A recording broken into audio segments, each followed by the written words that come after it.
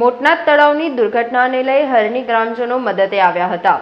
ગ્રામજનો દ્વારા બનાવને લઈ મૃતકોને શ્રદ્ધાંજલિ આપી દોષિતો સામે કડક કાર્યવાહીની માંગણી કરી હતી। દુર્ઘટના બનતા પહેલા સંબંધિત તંત્ર કુંભકર્ણની નિંદ્રા માણતું હોય છે। કોન્ટ્રાક્ટરોના ભરોસે દરેક બાબતો છોડી દેવાય છે। પીપીપી ધોરણે થતા પ્રોજેક્ટમાં કોન્ટ્રાક્ટર નીતિ નિયમોનું પાલન કરે છે કે કેમ તે જાણવા સમજવાની તકતી લેવાતી નથી। દુર્ઘટના બને એટલે સીએમથી લઈ સૌ દોડી આવતા હોય છે, પણ દુર્ઘટના બનતા પહેલા સંબંધિત તંત્ર કુંભકર્ણની નિંદ્રા માણતું હોય છે। કોન્ટ્રાક્ટરોના ભરોસે દરેક બાબતો છોડી દેવાય છે। પીપીપી ધોરણે થતા પ્રોજેક્ટમાં કોન્ટ્રાક્ટર નીતિ નિયમોનું પાલન કરે છે કે કેમ તે જાણવા સમજવાની તકતી લેવાતી નથી। દુર્ઘટના બને એટલે સીએમથી લઈ સૌ દોડી આવતા હોય છે, પણ સંવેદના પહેલા બતાવી આવી દુર્ઘટના બને નહીં। સુરક્ષાની પૂરતી તકેદારી રખાય તે જોવાતું નથી, એટલે કોન્ટ્રાક્ટરો મન ફાવે તેમ રૂપિયા બનાવવામાં લોકોના જીવ સાથે રમે છે। હરણી મોટનાથ તળાવમાં બાદ દુર્ઘટનામાં 12 વિદ્યાર્થીઓ અને 2 શિક્ષિકાના મૃત્યુ થયા છે। ગઈકાલે બનાવની જાણ થતાં જ હરણી ખાતેના લેક ઝોનમાં પ્રવેશવાના માટેનો મેઇન ગેટ દૂર હતો, જેથી સમય ન બગાડતા સ્થાનિકોએ ભેગા મળીને જ્યાં બોટ ડૂબી હતી તે તરફથી દિવાલ અને સાથેની ફેન્સિંગ તોડી નાખી હતી અને તે બાદ શાળાના બાળકોને બચાવવા મદદે આવ્યા હતા। સ્થાનિકોથી ક્યાંક યુવા તરવૈયાઓએ તળાવમાં ડૂબકી મારીને બચાવ કામગીરીમાં આવ્યા હતા, તેમજ ફાયર બ્રિગેડની ટીમ સાથે રેસ્ક્યુમાં મદદે આવ્યા હતા। સ્થાનિક યુવાનોનો તંત્ર સામે રોષ પણ હતો। કોન્ટ્રાક્ટર દ્વારા પણ સર કોન્ટ્રાક્ટર અપાયો હતો। નિષ્ણાંતોની હાજરી નથી, બોટ ચાલક પણ નિષ્ણાંત ન હતો, સુરક્ષા સાધન ન હતા। નિર્દોષ બાળકોને ન્યાય મળવો જોઈએ। જે લોકો મલાઈ ખાય છે તેમની સામે યોગ્ય કાયદાકીય કાર્યવાહી થવી જોઈએ તેવી ગ્રામજનો દ્વારા લાગણી માંગણી વ્યક્ત કરી હતી। કાલની ઘટના બહુ દુઃખદ ઘટના છે અને આ તળાવમાં હરણી તળાવમાં દર વર્ષે એકાદ 2 જણનો ભોગ લે છે, તો છતાં કોઈ નિષ્કાળજીથી આ લોકો બોટિંગ કરતા હતા અને બોટિંગ તૂટલી ફૂટલી હાલતમાં બોટ છે, જેનું આરટીઓ ખરેખર બોટનો નિયમ એવો છે કે આરટીઓ પાસિંગ બોટ હોવી જોઈએ, કોઈ આરટીઓ પાસિંગ બોટ નથી અને આ લોકો સબ કોન્ટ્રાક્ટ જેને ટેન્ડર પાસ કર્યું છે એને બી સબ કોન્ટ્રાક્ટ આપેલો છે અને સબ કોન્ટ્રાક્ટમાં કેવું 2 મહિને કોન્ટ્રાક્ટ બદલાઈ જાય। બોટનો ડ્રાઈવર બી નહોતો, કોઈ સેફ્ટીના સાધન બી નહોતા અને એનું કારણે આ દુર્ઘટના બની છે।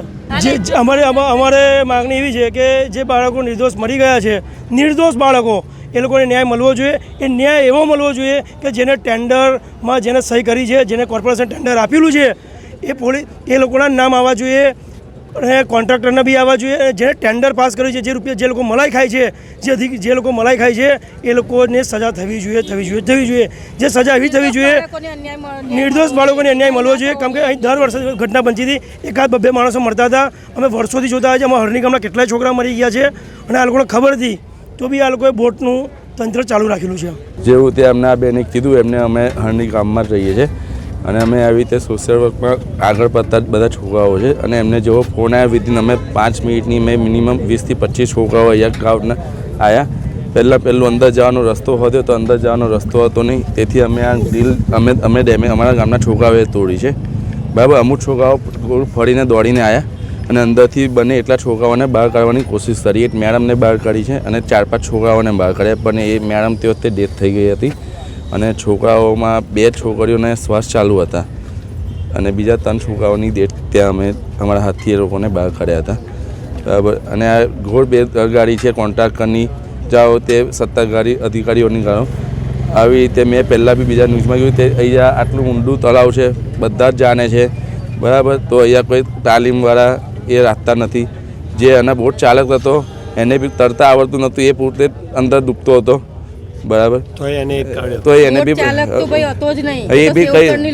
સેવસરની લારીવાળાને આવી રીતે કામ ચલાવ 27 લોકોનો જીવ એ સેવસરની લારીવાળાને સોંપી દેવો એ તો ઘોર અન્યાય થયો છે અને અમે એવું ચાહીએ છીએ કે આ છોકરાઓને ઇન્સાફ મળે અને આ લેક ઝોનની પર યોગ્ય કાર્યવાહી થાય ને એવી અમારા ગામજનોની ઈચ્છા છે। આમ તે આજે સમગ્ર ભારત જાણો યા આખા દેશમાં હરણીનું નામ સારા કામ માટે આગળ આજે આ એક અમારા એની પર કલંક જેવું લાગ્યું। કલંક એટલે છોકરાઓની ડેથ થઈ છે એ અમારી માટે બી બહુ મોટી અને દિલને દુભાવે એવી વસ્તુ છે, પણ અમે અમારા ગામનું નામ બી બહુ બદનામ થયું છે। જેવું કાલે પેલા સરે કીધું તે બધાને કાર્યવાહી કરે. અમે બી એવું છે કે તે કોઈને બી છોડવા ના જોઈએ, કોઈ બી એમાં બાકી ના રહી જાય. અમારી સત્તાધારી પક્ષની એ જ અપીલ છે, તે જે બી હોય એને તમે સજા આપજો, એવી જ અમારી આશા છે. સમાચારોના સતત અપડેટ મેળવવા માટે લોકમત ન્યૂઝને યુટ્યુબ ઉપર સબસ્ક્રાઇબ કરો, બેલ આઇકોન દબાવો અને અમારી સાથે જોડાયેલ રહો ફેસબુક, ઇન્સ્ટાગ્રામ અને ટ્વિટર ઉપર.